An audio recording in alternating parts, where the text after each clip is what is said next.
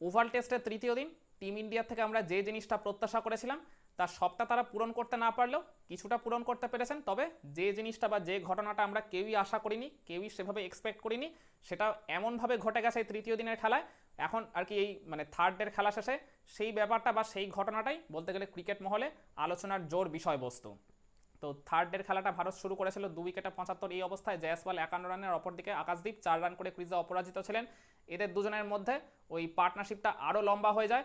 আকাশদীপ দিনের খেলা শুরুর দিকে বেশ কয়েকটা চান্স তিনি দিয়ে দিয়েছিলেন, তার এগেনস্টে মানে স্লিপে নিশ্চিত মানে 2টা ক্যাচের চান্স ফেলে দিয়েছিল ইংল্যান্ডের ওই ফিল্ডাররা। আর আরও কয়েকটা বেশ হাফ চান্স ক্রিয়েট করেছিল ইংল্যান্ডের বোলাররা, কিন্তু লাকিলি আকাশদীপ ওই সবকটা চান্স মানে কি বাধা টপকে তিনি সার্ভাইভ করে গেছিলেন।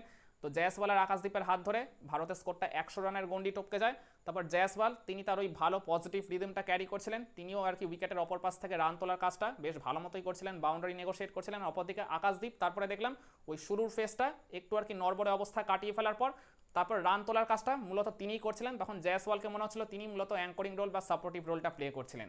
আকাশদীপ বলতে গেলে উইকেটের চারপাশে চমৎকার কিছু শটস খেলে ইংল্যান্ডের পেস বোলারদের জাস্ট ছাড়খাড় করে দিচ্ছিলেন।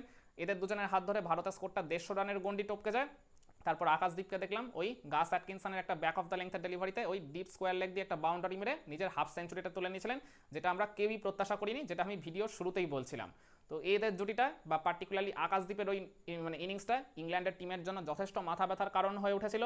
তো মনে হচ্ছিল যে এরা দুজন নট আউট থেকেই আর কি লাঞ্চ ব্রেকে যাবে, কিন্তু লাঞ্চ ব্রেকে যাওয়ার ঠিক আর কি বলতে গেলে ওই 2 ওভার আগে আকাশদীপ আনফর্চুনেটলি নিজের উইকেটটা খুঁয়ে বসেন একটা ওই শর্ট অফ দ্য লেংথ ডেলিভারিতে।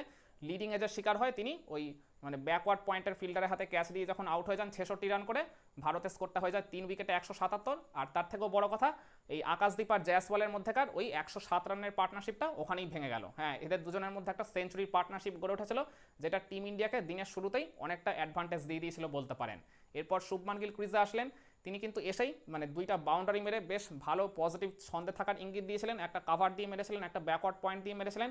মানে তিনি 11টা রান করেও ফেলেছিলেন লাঞ্চ ব্রেকে যাওয়ার আগে। তখন ভারত যখন লাঞ্চ ব্রেকে গেল তখন তাদের স্কোরটা দেখাচ্ছিল 3 উইকেটে 189, মানে হিসাব মতো প্রথম সেশনে ভারত ওই একটা উইকেটই খুঁয়েছিল, 114 রান তুলে ফেলেছিল, মানে টিম ইন্ডিয়ায় তখন ওভারওয়েলমিং ফেভারিট ছিল এই ম্যাচে। কিন্তু এরপর লাঞ্চ ব্রেক থেকে ফিরে আসার পরই শুভমান গিল একদম ফাস্ট ডেলিভারিতেই নিজের উইকেটটা খুঁয়ে ফেললেন। এক ক্রস খেলতে গেলেন, ফ্লিক করতে গিয়ে বলের লাইনটা মিস করে তিনি পুরোপুরি এলবিডাব্লিউ হয়ে যান। রিভিউ নিয়েছিলেন কিন্তু কোনো লাভ হয়নি। তো গাস অ্যাটকিনসন তার উইকেটটা তুলে নেন যখন, ভারতের স্কোরটা হয়ে গেল 4 উইকেটে 189। এরপর ক্রিজে করুণ নায়ার আসেন, করুণ নায়ার আর জয়সওয়ালের মধ্যে একটা 40 রানের পার্টনারশিপ গড়ে উঠেছিল। করুণ নায়ারও শুরুর দিকে কিন্তু একটা স্লিপ কর্নারে ক্যাচ দিয়ে দিয়েছিলেন, কিন্তু হ্যারি ব্রুক মানে আনফর্চুনেটলি ক্যাচটা মিস করে গেছিলেন। করুণ নায়ার ওই জায়গায় একটা লাইফ পেয়ে তিনি কিন্তু তারপর বেশ কয়েকটা ভালো ভালো শট নেগোশিয়েট করছিলেন। জয়সওয়াল অপর দিকে তার ভালো রিদিমটা ক্যারি করে যাচ্ছিলেন। তো করুণ নায়ার কিন্তু নিজের ইনিংসটাকে এদিন বড় করতে পারলেন না। ওই গাস অ্যাটকিনসনের একটা লেংথ ডেলিভারিতে মানে কিছুটা এক্সট্রা বিট অফ বাউন্সের শিকার হয়, ওই আউটসাইডে হয়ে তিনি ওই উইকেট কিপার জেমি স্মিথের হাতে ক্যাচ দিয়ে যখন আউট হয়ে যান 17 রান করে, ভারতের স্কোরটা হয়ে গেল 5 উইকেটে 229। এরপর ক্রিজে রবীন্দ্র জাডেজা আসেন, জাডেজা আর জয়সওয়ালের মধ্যে একটা 44 রানের ফ্যান্টাস্টিক পার্টনারশিপ গড়ে ওঠে। আর জয়সওয়ালও তারপরে পরেই নিজের সেঞ্চুরিটা তুলে নেন। তিনি এই সফরের শুরুটাও করেছিলেন সেঞ্চুরি দিয়ে, আর এই সফরের শেষটাও করলেন মানে শেষ ইনিংসে একটা চমৎকার সেঞ্চুরির মাধ্যমে। তো সেঞ্চুরি পাওয়ার পর দেখলাম জয়সওয়াল নিজের রান তোলার গতিটাকে আরও বাড়িয়ে ফেললেন, চমৎকার কিছু শটস তিনি নেগোশিয়েট করলেন, কয়েকটা বাউন্ডারিও মারছিলেন পরপর। আর অপরদিকে রবীন্দ্র জাডেজা কিন্তু শুরুর দিকে একটা দুইটা তিনি হাফ চান্স দিয়ে দিয়েছিলেন ইংল্যান্ডের ফিল্ডারদেরকে, কিন্তু তারপরে ওই ফেসটা সার্ভাইভ করে এই দুই ব্যাটার মানে ভারতের দলগত স্কোরটাকে 250 উপরে নিয়ে চলে যায়। মানে ভালো মতোই তারা এগোচ্ছিল, কিন্তু ওই দলগত 273 রানের মাথায় ওই জয়সওয়ালকে একেবারে বলতে গেলে সেট ট্র্যাপ করে আউট করলেন ওই জশ টং। একটা ওই আউটসাইড দিয়ে অফস্টাম্প শর্ট পিচ ডেলিভারি তিনি করলেন, জয়সওয়ালকে খেলতে বাধ্য করলেন ওই থার্ড ম্যান অঞ্চল দিয়ে, আর তিনি ওইখানেই আর কি শটটা খেলে ফেললেন মিস টাইমড হয়ে ওই থার্ড ম্যানের কাছে ক্যাচ দিয়ে, মানে জয়সওয়াল আউট হয়ে যান। 118 রানের একটা ফ্যান্টাস্টিক ইনিংস তিনি ডেলিভার করে গেছেন। আর তার উইকেট চলে যাওয়ার পর ভারতের স্কোরটা হয়ে গেল 6 উইকেটে 273। এরপর ক্রিজে ধ্রুব জুরেল আসেন, ধ্রুব জুরেল আর জাডেজার মধ্যে এরপর কিন্তু একটা 50 রানের বেশ ভালো ফাইট ব্যাক পার্টনারশিপ গড়ে উঠেছিল। ধ্রুব জুরেলকে দেখে মনেই হচ্ছিল না যে তিনি ক্রিজে জাস্ট নতুন এসছেন, একবারে সাবলীল ভঙ্গিতে তিনি ব্যাটিং করে ইংল্যান্ডের মানে টিমের উপর পাল্টা কাউন্টার অ্যাটাক করে তিনি বলতে গেলে তাদের উপরই চাপ সৃষ্টি করে দিয়েছিলেন। মানে স্ট্রাইক রোটেশনও খুব ভালোভাবে করছিলেন, আবার অপর দিক থেকে বাউন্ডারিও নেগোশিয়েট করছিলেন। তখন রবীন্দ্র জাডেজাই জাস্ট ওই জায়গায় অ্যাঙ্করিং রোল প্লে করছিল। এদের দুজনের হাত ধরে ভারতের স্কোরটা যখন 304 রানের গন্ডি টপকে যায়, তখনই আম্পায়াররা টি ব্রেক ডেকে দিল। মানে হিসাব মতো সেকেন্ড সেশনে ভারত 115টা রান তুলে ফেলেছিল, তবে 3টা উইকেট খুঁয়ে ফেলেছিল।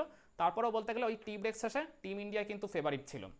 এরপর টি ব্রেক থেকে ফিরে এসেও এদের দুজনের মধ্যেকার পার্টনারশিপটা বেশ ভালোভাবেই এগোচ্ছিল। মানে ধ্রুব জুরেল মনে হচ্ছিল তিনি এই দিন মানে একটা হাফ সেঞ্চুরি পেলেও পেতে পারেন, কিন্তু আনফর্চুনেটলি তিনিও নিজের ইনিংসটাকে বড় করতে পারলেন না। ওই জেমি ওভারটনের একটা লেংথ ডেলিভারিতে মানে বলটা আর কি সুইং হয়ে বাইরের দিকে যাচ্ছিল, ওই আউটগোয়িং ডেলিভারিটাকে রং লাইনে তিনি ডিফেন্স করতে গিয়ে বলের লাইনটা মিস করে ব্যাক প্যাটে গিয়ে আঘাত করে, আর আম্পায়ারের আঙ্গুল তুলতে কোনো রকম প্রবলেমই হয়নি। রিভিউ নিয়েছিলেন কিন্তু কোনো লাভ হলো না। তো মাত্র 34 রান করে ধ্রুব জুরেল যখন আউট হয়ে যান, একটা ভালো ইনিংস খেলার আশা জাগিয়েও ভারতের স্কোরটা তখন হয়ে গেল 7 উইকেটে 323। এরপর ক্রিজে ওয়াশিংটন সুন্দর আসেন। তো সুন্দর আর জাডেজা যখন ক্রিজে ছিলেন তখন ডেফিনেটলি আমাদের অনেক বড় একটা প্রত্যাশা ছিল এই দুই ব্যাটারের উপর, কারণ এই দুজনই তো এর আগের ম্যাচে অবিশ্বাস্য একটা 200+ রানের পার্টনারশিপ করে ভারতকে ম্যাচটা ড্র করতে সাহায্য করেছিলেন। তো দুজনের পার্টনারশিপটা কিন্তু শুরুতে বেশ ভালো মতো এগিয়ে যাচ্ছিল, দুজনেই চমৎকার মেজাজে ব্যাটিং করে চমৎকার বোঝাপড়ার মাধ্যমে কিন্তু রান তোলার কাজটা মানে ভালো মতোই করছিলেন। এদের দুজনের হাত ধরে ভারতের স্কোরটা 350 রানের গন্ডি টপকে যায়। তো জাডেজাও তারপরে কিন্তু নিজের হাফ সেঞ্চুরিটা তুলে নিয়েছিলেন, কিন্তু হাফ সেঞ্চুরি পরপরই রবীন্দ্র জাডেজা নিজের উইকেটটা খুঁয়ে ফেললেন। এরপর মোহাম্মদ সিরাজ আসেন। মোহাম্মদ সিরাজকে ওই সেম ওভারেই ওই জশ টং একেবারে বলতে গেলে ফুলার লেংথের একটা র পেসার ডেলিভারিতে এলবিডব্লিউ করে প্যাভিলিয়নে ফেরত পাঠিয়ে দেন। আর এরপর বলতে গেলে লাস্ট উইকেটে তখন ওয়াশিংটন সুন্দর একাই লড়াই চালাচ্ছিলেন ওই প্রসিদ্ধ কৃষ্ণাকে সঙ্গে নিয়ে। তখন সুন্দর মোটামুটি একেবারে বলতে গেলে T20 মেজাজেই ব্যাটিং করছিলেন।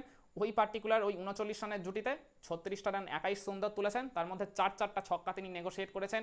কাউ কর্নার দিয়ে ছক্কা মেরেছেন, ব্যাকওয়ার্ড স্কোয়ার লেগ দিয়ে ছক্কা মেরেছেন, মিড উইকেট দিয়ে ছক্কা মেরেছেন, মানে জাস্ট একেবারে তাণ্ডব চালিয়ে দিয়েছিলেন ইংল্যান্ডের বোলিং ডিপার্টমেন্টের উপর দিয়ে। ওই জায়গায় তিনি একটা ঝোড়ো হাফ সেঞ্চুরির ইনিংস উপহার দিলেন টিম ইন্ডিয়াকে, কিন্তু হাফ সেঞ্চুরিটা পেতে না পেতেই ওই আবারও আর কি বলতে গেলে ওই একটা বড় শট খেলতে গিয়ে লিডিং এজের শিকার হয়ে তিনি ওই ক্যাচ দিয়ে আউট হয়ে যান মিড উইকেটে। তো ওই তার ক্যাচটা নেওয়ার সময় অলি পোপ আর ওই জ্যাক ক্রলির মধ্যে একটা বেশ কলিশন হওয়ার মতো একটা আশঙ্কা তৈরি হয়েছিল, কিন্তু আনফর্চুনেটলি সেটা আর হলো না। ওই জায়গায় জ্যাক ক্রলি একবারে কমফোর্টেবলি ক্যাচটা নিয়ে ওই প্যাভিলিয়নে ফেরত পাঠিয়ে দিলেন এই ওয়াশিংটন সুন্দরকে। যদি লাকিলি কলিশনটা হয়ে যেত তাহলে হয়তোবা সুন্দর মানে সার্ভাইভ করে গেলেও যেতে পারতেন, হয়তোবা ভারতের খাতায় আরও কয়েকটা রান তিনি অ্যাড করে দিয়ে গেলেও যেতে পারতেন। তো ভারত সেকেন্ড ইনিংসে অল আউট হয়ে গেল 396-এ, মানে হিসাব মতো ভারত মানে ইংল্যান্ডের চাইতে লিড নিয়েছিল তখন 373 রানের, মানে হিসাব মতো লাস্ট ইনিংসে ইংল্যান্ডের সামনে টার্গেটটা দাঁড়ালো 374-এর। তো তখন দিনের খেলার আর 15 ওভার মতো বাকি ছিল। তো ইংল্যান্ডের দুই ওপেনার জ্যাক ক্রলি আর বেন ডাকেট তারা তো অ্যাজ ইউজুয়াল ওই জায়গায় ওপেনিং পার্টনারশিপে মানে প্রথম ইনিংসের মতো অতটা বিধ্বংসী মেজাজে ব্যাটিং না করলেও তারা কিন্তু যথেষ্ট স্টেডিলি ব্যাটিং করে যাচ্ছিলেন। কিন্তু দিনের খেলার একেবারে লাস্ট ডেলিভারিতে মোহাম্মদ সিরাজ ওই জ্যাক ক্রলির উইকেটটা তুলে নিয়ে ভারতকে কিন্তু ম্যাচে বেশ ভালো মতো আবার ফিরিয়ে আনলেন বলা চলে। এদের দুজনের হাত ধরে 50 রানের পার্টনারশিপ হয়েও গেছিল, কিন্তু 14 নম্বর ওভারের পঞ্চম ডেলিভারিতে ওই মোহাম্মদ সিরাজের একটা চমৎকার ইনসুইঙ্গিং ইয়র্কারে ওই বলের লাইনটা মিস করে পুরোপুরি বোল্ড হয়ে যান ওই জ্যাক ক্রলি, যিনি 14 রান করে আউট হয়ে গেছেন দিন শেষে। আর এখন ক্রিজে অপরাজিত রয়েছেন বেন ডাকেট, যিনি 34 রান করে ক্রিজে নট আউট রয়েছেন। তো ইংল্যান্ডের স্কোরটা হয়ে গেছে 1 উইকেটে 50। স্টিল এই ম্যাচ জিততে এখনও ইংল্যান্ডের চাই 324 রান। এখনও গোটা 2 দিনের খেলা বাকি। তো মনে করা হচ্ছে এই ওভাল টেস্টের রেজাল্ট এই চতুর্থ দিনেই চলে আসবে, যদি না বৃষ্টি এসে কোনো বাগড়া দেয়। তো ওয়েদার ফোরকাস্ট বলছে লাস্ট 2 দিন বৃষ্টির সম্ভাবনা সেভাবে আর খুব একটা নেই বললেই চলে। তো এখন মানে ভারতের ম্যাচ জয়ের আশাটা পুরোপুরি রয়েছে এই বোলারদের উপর। বোলাররা যদি প্রথম ইনিংসের মতো ওই রকম একটা চমৎকার কামব্যাক করে ভারতকে যদি মানে ম্যাচে প্রবলভাবে তারা ফিরিয়ে আনতে পারে, ইংল্যান্ড যেখানে আর কি 300-400 রান তোলার স্বপ্ন দেখিয়ে দিয়েছিল সেখান থেকে ইংল্যান্ডকে যখন মাত্র 247 অল আউট করে দিতে পেরেছে ভারতের পেস বোলাররা, তো সেখান থেকে আমাদের পেসারদের উপরই আরও একবার ভরসা রাখতে হবে। যদিও এই উইকেটটা এখন তুলনামূলক কিছুটা ব্যাটিং ফ্রেন্ডলি হয়ে গেছে, তারপরেও দেখা যাক ভারতের পেসাররা সিরাজ, প্রসিদ্ধ কৃষ্ণা, আকাশদীপ মানে ভারতকে ম্যাচটা জেতাতে পারে কিনা। আমি মনে করি স্টিল টিম ইন্ডিয়ার জন্য কিন্তু এখনও বেশ ভালো মতো একটা চান্স রয়েছে, কিন্তু টার্গেটটা যদি একটু 400+ মানে সেট করতে পারতো ভারত তাহলে আরেকটু বেটার হতো বলে আমি মনে করি ম্যাচের এই সিচুয়েশন থেকে। কি মনে হয় পারবে তো ভারতের বোলাররা এই ওভাল টেস্টে ভারতকে জেতাতে বা শেষ ইনিংসে ইংল্যান্ডকে যত দ্রুত সম্ভব অল আউট করে দিতে? কমেন্ট করে আপনার মতামতটা জানাতে পারেন।